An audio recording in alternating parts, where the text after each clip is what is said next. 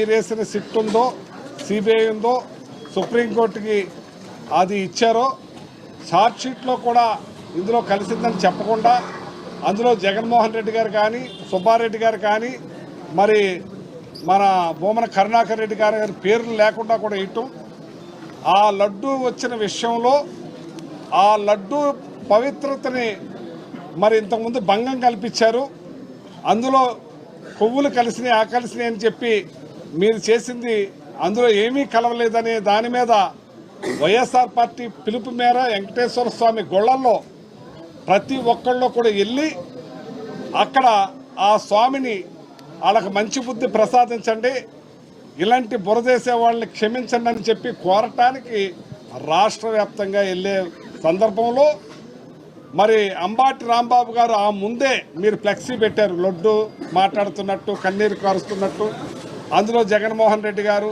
భూమన కరుణాకర్ రెడ్డి గారు సుబ్బారెడ్డి గారు ఫోటోలు వేయటం, అది మర్యాదగా అది తీసేయండి, అది మంచి పద్ధతి కాదని చెప్పటం మీరు పెట్టారు కాబట్టి ఆయన తీసేయచ్చు, లేకపోతే ఆయన కారు ఎక్కిన తర్వాత తన కురవాళ్ళు కూడా ఎవరైనా పీకేమంటే పీకేయచ్చు. ఒక పద్ధతి ప్రకారం చెప్తే ఆ తర్వాత గుడికెళ్ళి అది పీకాలని లేకపోయినా అసలు అప్పటికే అరాచకంగా కర్రలతోటి రాళ్లతోటి ఆయన మీద దాడి చేసే ప్రయత్నం చేస్తే మరి అతను అనవసరంగా అనవరాని మాటలు ఆడితే ఒక మరి ఏఎంసీ చైర్మన్ ఏదో సొసైటీ చైర్మన్ ఒక ఆవిడ గ్రంథాలయం చైర్మన్ చాలా దారుణంగా మాట్లాడటం జరిగింది.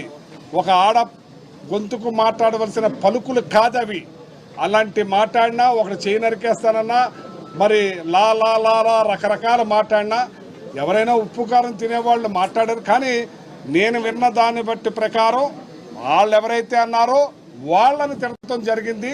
చంద్రబాబు నాయుడు గారు కావాలంటే రమ్మనండి అన్నాడు, కానీ ఆయన తిట్టినట్టు కాదు.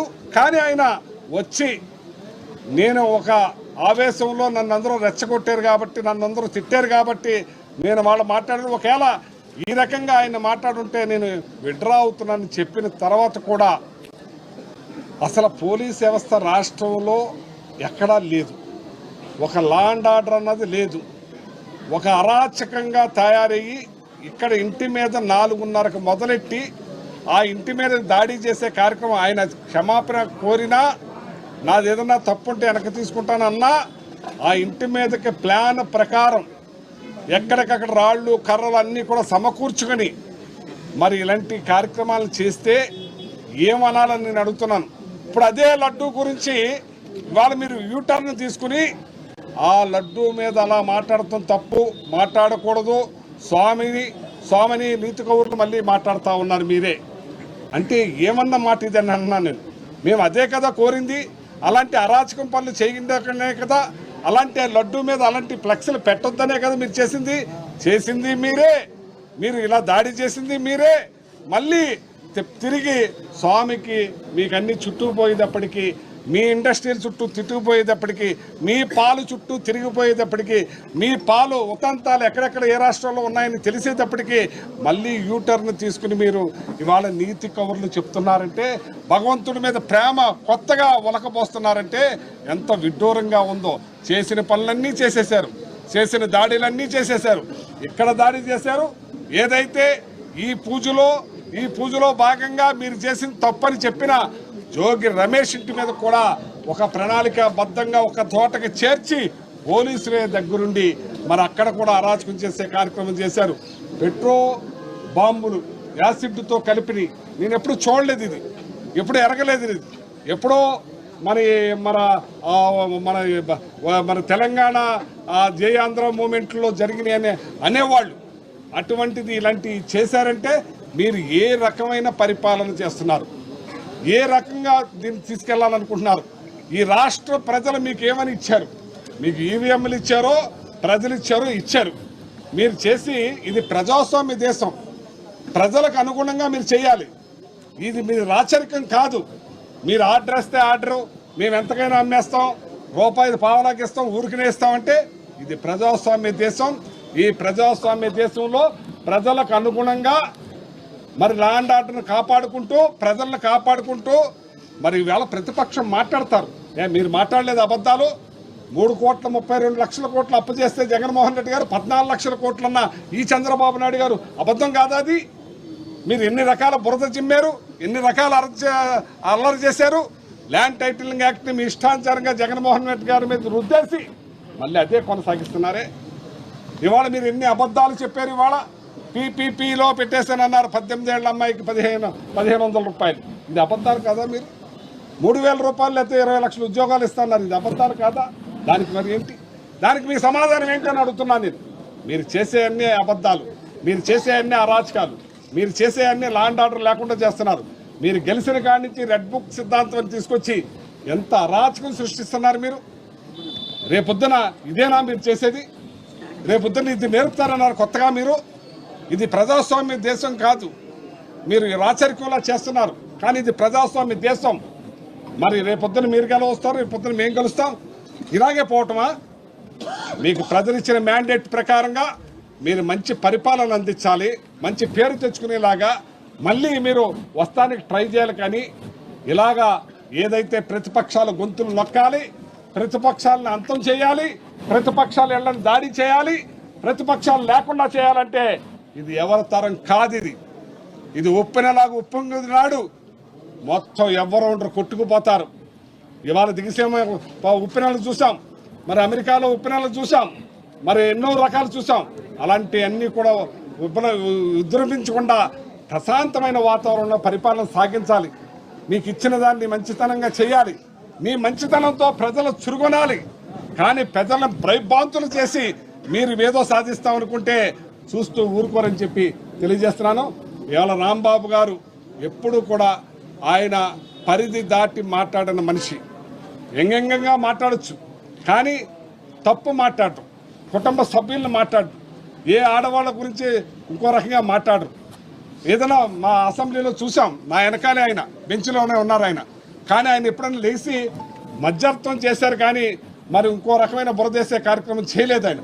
మా అమ్మగారిని తిట్టారన్నాం, కానీ ఆయన ఎప్పుడు కూడా అసెంబ్లీలో మీ చంద్రబాబు నాయుడు గారి భార్య గురించి మాట్లాడలేదు. మాట్లాడిన వాళ్ళు వేరే ఉండొచ్చేమో, కానీ ఆయన మాత్రం సమర్థించి గొడవ లేకుండా చేశారేమో. కానీ ఆయన ఎప్పుడు కూడా పల్లెత్తి మాట్లాడలేదు. ఎందుకంటే ఎదురు నేను ఉన్నాను కాబట్టి. అలాంటిది మీరే ఆపాదించుకుంటారు, మీరే మాట్లాడుకుంటారు, మీరే చేసేసుకుంటారు. ఇవాళ ఎన్ని రకాల మాట్లాడుతున్నారు మీరు, ఎన్ని రకాలు మీ ఛానల్స్ మాట్లాడుతున్నాయి. కానీ ఇంతకుముందు మీ ఏబిఎన్, మీ టీవీ5, మీ ఈటీవీ, మీ ఛానల్ పేపర్లు ఇవి చేపిస్తే అదే మాట నిజం, అదే సుఖం. కానీ ఇవాళ సోషల్ మీడియా ఉంది. ఇవాళ సోషల్ మీడియాలో మీరు అప్పుడేం మాట్లాడారు, ఇప్పుడేం మాట్లాడారు. చంద్రబాబు నాయుడు గారు అప్పుడేమో కొవ్వు కలిసింది, ఎందుకు కొవ్వు కలిసింది, అపచారం జరిగిపోయింది, ఎన్ని జరిగిపోయింది, అన్యాయం జరిగిపోయింది అన్నారే.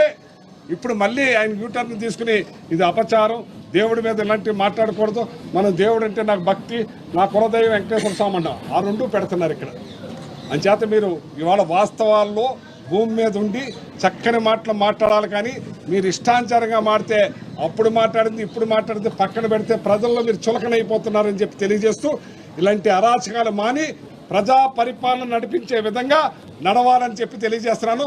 రైతుల గురించి ఆలోచించండి, విద్యార్థుల గురించి ఆలోచించండి, నాడు నేడు స్కూల్స్ గురించి ఆలోచించండి. మీరు ఏదైతే వైద్యం ఆరోగ్యశ్రీ గురించి ఆలోచించండి. పేదలకు ఏ రకంగా ఇల్లు కట్టిస్తామని ఆలోచించండి. మీరు ఏదైతే 3 సెంట్లు ఇస్తారన్నారో 1 ఎకరం కూడా కొనలేదు. ఇప్పటికి దగ్గర 2 సంవత్సరాలు అయిపోతుంది. ఆ పరిపాలన మళ్లించటానికి డైవర్షన్ పాలిటిక్స్ చేయకండి. ప్రజలు గుర్తెరిగి ఉన్నారు, మీరు చెప్పిన మాటలు గుర్తుపెట్టుకున్నారు, మీరు ఏమేమి వాగ్దానాలు చేశారో అన్నీ కూడా ప్రజల గుండెల్లో ఉన్నాయి.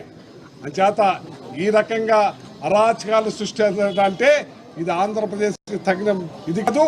ఇది ఇలాంటిది ఇంకోసారి జరగకుండా మీ మంచి పరిపాలన చేయాలని, ఇలాంటి దుర్మార్గమైన కేసులు పెట్టకుండా మీరు ఇవాళ చేసే ఎన్ని రకాలు, మీ ఎమ్మెల్యేలు చేసేది ఎన్ని రకాలు మీరే అంటున్నారు. 92 మంది ఎమ్మెల్యేలు అరాచకం, దోపిడీ, దొంగతనాలు చేస్తున్నారంటగా మాట్లాడుతున్నారు. మీరే వాళ్ళకి ఇస్తున్నారు, మీరే ఈ బ్లాక్ లిస్టులో పెడుతున్నారు. మేము చెప్పే కాదు.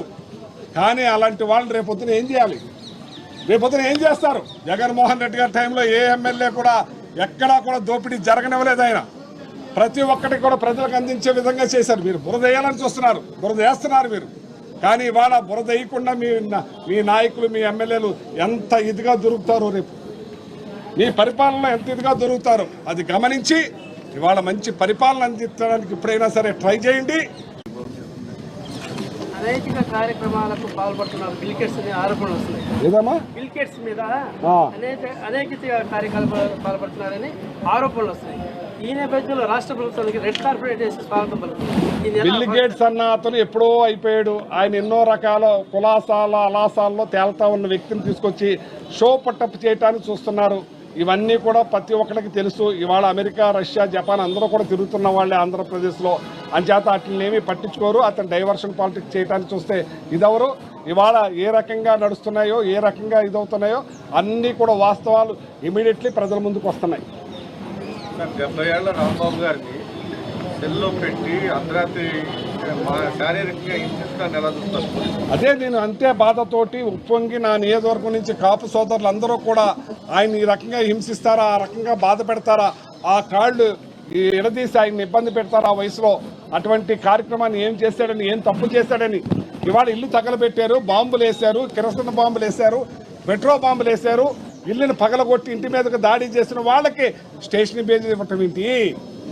ఈయనకి దెబ్బలు తిన్న వ్యక్తి, అన్ని నష్టపోయిన వ్యక్తిని జైల్లో రిమాండ్కి వేయటం చెప్పి ఇవాళ రాష్ట్రంలో ఉన్న కాపు జాతే కాదు యావత్ జాతులు కూడా దీనికి తప్పని ముక్త కంఠంతో ఖండిస్తున్నారు. దీనివల్ల బీసీలు కాపుల ఐక్యత మరింత పెరిగే అవకాశం. బీసీలు అంటే అన్ని క్యాస్టులు ఒకటవుతాయండి. దురాచకం చేస్తే, నేను దురాచక పాలన చేస్తే అన్ని క్యాస్టులు ఒకటై నన్ను తెచ్చి అంటారు. ఇవాళ దురాచక పాలన తటస్థులు ఉన్నారు, వాళ్ళందరూ కూడా బయటపడుతున్నారు. ఇప్పుడు ఇలాంటి పాలన ఎప్పుడు చూడలేదు, ఇలాంటి దుర్మార్గం ఎప్పుడు చూడలేదు. అంబటి రాంబాబు గారి కోసం ఇంతమంది ఎందుకు వచ్చారండి? ఇంతమంది సంఘీభావం చెప్పడానికి ప్రతి నియోజకవర్గం రాష్ట్రం మీద నుంచి వస్తా ఉన్నారంటే, ఎక్కడికక్కడ ఆయన కోసం కొవ్వొత్తులు ర్యాలీలు చేశారంటే, ఆయన ఎవరిని కూడా ఇబ్బంది పెట్టిన వ్యక్తి కాదు. ఆయన ఎవరి మీద కూడా దాడి చేసిన వ్యక్తి కాదు. నాకన్నా మీకే ఎక్కువ తెలుసు. కానీ ఆయన సరదాగా మాట్లాడతాడు, అది కొంతమంది నచ్చకపోవచ్చు. కానీ ఇలాంటి ఇబ్బందులు పెడుతూ మాత్రం దుర్మార్గం.